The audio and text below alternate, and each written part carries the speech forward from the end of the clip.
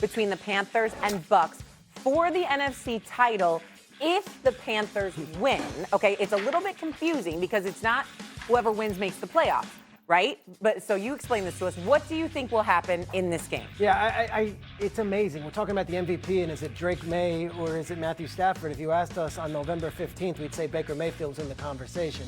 They started off 6-2, the Tampa Bay Buccaneers. Do you understand? They beat Seattle in Seattle. They beat the mighty 49ers, and they beat up a Houston Texans defense that we're putting in the same conversation as the 2000 Ravens and the 76 Steelers. That's the same team that is now one of the worst teams in football. 1-7 their last 8 weeks. And the crazy thing is, and Mad Dog, I find this fascinating, they got healthier.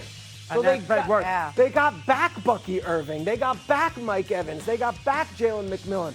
What's fascinating to me in this matchup, and it's not so much the Carolina side, it's the Tampa side. Can you suddenly wake up out of the coma? Can you get off the mat and wake up today and say, you know what? We have a Saturday game where the entire country's going to be watching, a huge standalone game where we can still salvage this season and win the division with a little help, but we can still do it. Do they have it in them, or have they already packed it up and thought, all right, Cancun after this game? Well, why didn't they have it in them against Miami? Great question. I mean, they had an opportunity against Miami. Or the Saints. And they got beat the week before against Carolina up in Carolina. It's hard. Listen, they're favored by 3 points, which I'm surprised about. It's hard to pick the Bucs in this game. It's just hard to do it. I mean, they've been so bad. They were 6-2, as you said. They only won one game. I mean, now I'm going to go run on them. I'm not sure if I can do that. And one thing, too, Swagoo, you know this. Carolina goes up and down. They have a bad game, then they play great. They win in Green Bay, they lose at home to the Saints. You know, they go beat the Rams, and then they lose to somebody else. Last week, they got beat by Seattle. They did not belong on the same field. Well, it was 3-3 at the half. Sure. But, I mean, they did lose, so watch them play very well this week. Plus, Canales is going back to Tampa. Right. He knows that. And who knows where Bowles stands. Because he loses this game. I don't think they're bringing – I know he's got a contract, but I don't think the Glazers are going to bring him back. So I would say Carolina from that standpoint. Bruce Arians did say yesterday he thinks that he will be back Bowles. And you'd think that he'd have the inside track on that. Go ahead, Spears. What do you think? So here's the deal from a football standpoint. One, Tampa got to get Bucky Irving going. They've had some problems. They had some injuries on the offensive line. But more importantly, y'all, I'm of the notion. And look, Carolina, it would be phenomenal for Carolina to be in the playoffs. That would be a team. Think about where we were last year with Bryce Young and this team not knowing what direction they would go.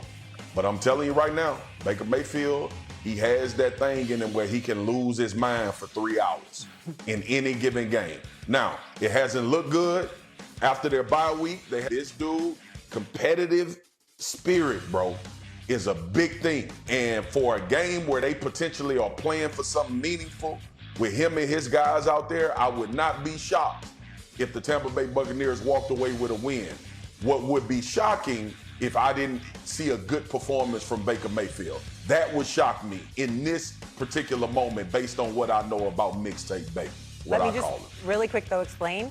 Even if the Bucs do win, if the Falcons also win, the Panthers make the postseason, not the Bucs. The Panthers are in. A little confusing. Go ahead. 2 quick thoughts. This is the single greatest NFL day on ESPN. You've got 2 monster games, and every one of these games, objectively, is more significant than the Fox slate the next day. So that's one thing. That's on Saturday. Don't take my mad about away. You okay. I apologize, my friend. I did not see the script. Number 2, the Falcons and Saints are playing better football than both of these teams right now. Right. And that's the irony of this thing. The Falcons and Saints are both playing better football. Saints look great. Falcons looked amazing this on Monday division night. Is wild. Both these teams are better right now than what we're seeing. And guess what? It's our 18-week season. This is what it comes down to. Would you rather win the division at 8-9, like the Bucs will, or win the division because the Falcons beat the Saints? It's like the weirdest situation. Win the game. And they got to change this. If you these divisional Detroit winners tried for to home get games. this. Detroit proposed the rule. Coming up on First Take, it's our favorite segment of the week. I mentioned Don't Take the Mad About. It's coming up next. What is Chris Russo mad about? It's his last night. New Year's begins at midnight tonight. Only a few hours left of 2025. Some NFL teams need some resolutions. We're here to give them out, and Swagoo is going to go first. Go ahead, Swag. Dallas, you have a really good quarterback in Dak Prescott. If you don't somehow, some way figure out how to get this defense better and be able to compete week in and week out, we'll find ourselves here, and I said we because y'all know how I feel about Dallas every single year. It is hard to outscore people every time you're out in 17 to 18 weeks of an NFL season. We have to get back to a level enough defense to get enough stops for Dak Prescott and this offense to be able to do what they've been able to do and put points on the board and secure wins in the NFL. If that happens, our future years will be better than the ones that we've had in the past.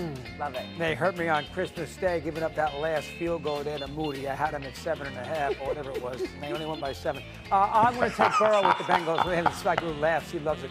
I'm going to take Burrow with the Bengals. Be healthy. Play 17 games. Don't say anything cryptic about, I want football to be fun, and then everybody thinks you're going to leave Cincinnati. I think Burrow is great. We need to see him play a 17-game schedule with those two great receivers. A good New Year's Eve revolution deal for the Cincinnati team. I'm going to talk about the team in the nation's capital. What a nightmare 2025 was for the Washington Commanders. The NFL schedule makers crowned them as contenders and gave them 8 standalone games on television.